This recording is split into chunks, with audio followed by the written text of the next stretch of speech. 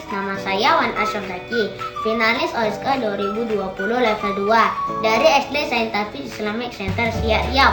Senang sekali bisa menyapa sahabat sains semua dalam proyek OSK 2020 final yang dibimbing oleh Ibu Resti Yevira SSI. Sahabat sains, apa itu emisi karbon? Tentunya sahabat sains mendengar berita bencana alam yang disebabkan oleh musim penghujan dan musim kemarau yang tidak menentu. Ternyata perubahan iklim terjadi karena adanya peningkatan suhu rata-rata bumi yang disebabkan adanya penambahan emisi gas rumah kaca di udara. Salah satunya karbon dioksida akan meninggalkan banyak jejak karbon. Coba bayangkan bagaimana kehidupan kita di masa depan. Apa yang harus kita lakukan? Apa kita harus diam saja? Tentu tidak. Dalam proyek ini, Zaki akan mencoba untuk melakukan gaya hidup rendah emisi karbon dengan membuat menu makanan yang rendah emisi karbon. Yuk kita lihat.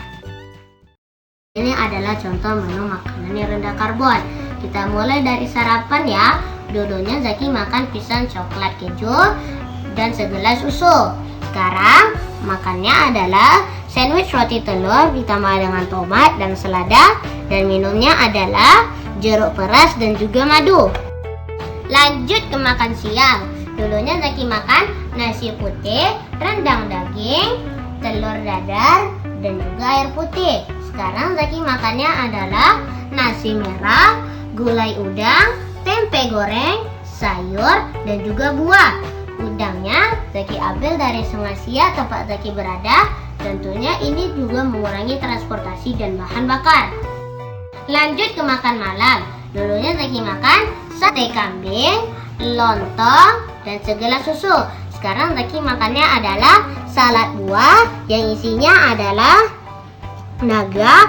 buah naga, alpukat, mangga, dan juga pepaya. Dan minumnya adalah susu juga. Jadi, tanpa jelas ya sahabat sains, dengan menu yang Zaki rancang, Zaki bisa menekan angka jejak karbon sebelumnya bisa 85 kg CO2 per hari menjadi 35 kg CO2 per hari. Kalau dirata-ratakan satu pekan, Zaki bisa menghemat 330 kg CO2. Cukup mudah bukan?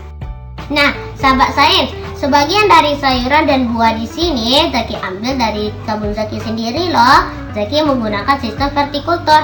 Apa itu vertikultur? Sahabat sains ada yang tahu? Ayo kita lihat. Baiklah sahabat sains, ini adalah contoh vertikulturnya. Bisa kita lihat di sini, vertikultur adalah media tanam bercocok tanam dengan memanfaatkan bidang vertikal sebagai tempat bercocok tanam yang dilakukan secara bertingkat. Di sini potnya Zaki menggunakan botol plastik.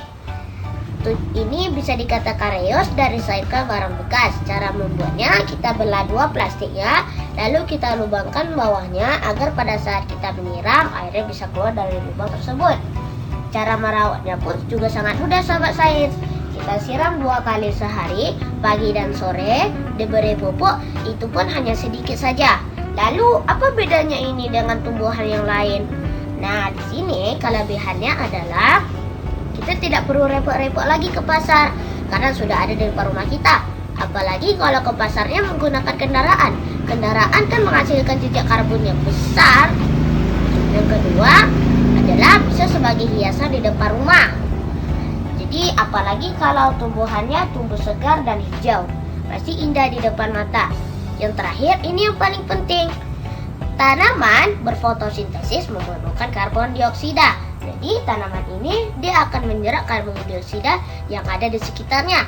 Tentunya ini mengurangi jejak karbon kan? Baiklah sahabat sains, kita lihat kebun Zaki yang kedua.